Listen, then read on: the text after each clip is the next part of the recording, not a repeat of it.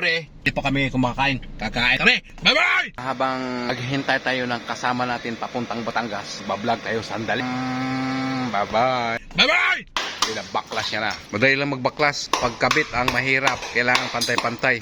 Habang naghihintay tayo, video tayo sa kanila. Babaguhin na naman ulit yung grahe namin. Panigurahong gawa naman. Ayan si Jo Maria, titira. Iyakit ko na rin to kasi tubig lang din to eh. Tubig lang yan, guys. Wala. Niyabang ng purman na to. Purman! Bye-bye! Galing ka. Yan guys, hirap na hirap silang magtanggal ng takip ng inbornal. Inbornal yan, puso negro. Wag, inbornal lang kasi pag puso negro iba eh. Guys, mabigat ba? Ha? Tinanong mo. Mabigat? Ayan na guys, tinira niya na. May butas. Secret yan. Pinifinishing niya na yung aming garahe. Ginawa na yung dito sa harap. Mas mababa kaya tinasan. Gawa na naman siya ulit. Ang trabaho ng kumpare ko. Kaya binago yung garahe na naman dahil sa patwalk na yan. Tataas din yung garahe kasi pag hindi yung tubig, kastak dun sa loob. Pang ininom ko yung kasama. Yan, video muna tayo. Forman, anong masasabi mo dyan? Lapit na maayos yan. Lapit na. Oo. 5 linggo. Dinadandahan niya kasi nalagyan ng buhangin. Yan ang mahirap magawain. Finishing. Sinasabugan niya ng purong simento. Kahirap finishing. Magaan talaga kailangan ng kamay mo. Yun guys, oh. Kailangan walang bukol. Kasi pag may bukol, di maganda. Kitang-kita talaga. Yun na niya, oh. Mawala rin yan mamaya. Pre, pa kami kumakain. Bye-bye! Pupunta na tayo ng Batangas ngayon. Tapos na yung ating activity na kung ano-anong walang kwenta. Ewan ko ba, ang gulo ng video ko. Bakit napunta ako rito? Nandito ako sa taas ng parking.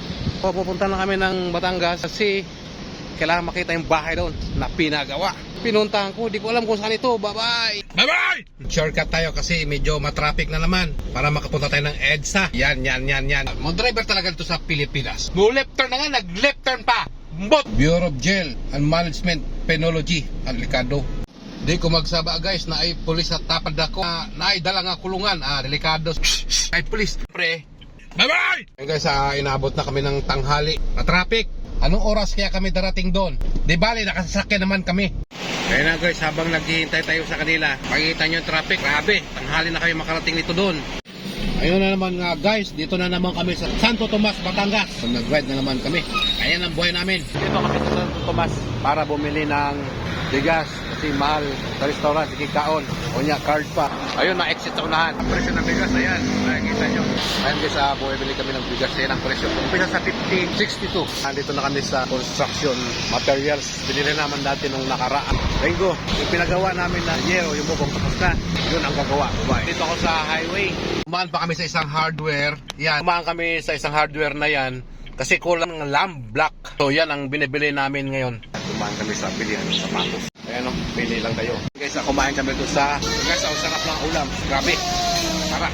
May igado, may tulingan ng paksiw. Yun, sisik, tapos bulalo. Wow, may mga fried pa sa taas, oh. Yan. Sarap guys.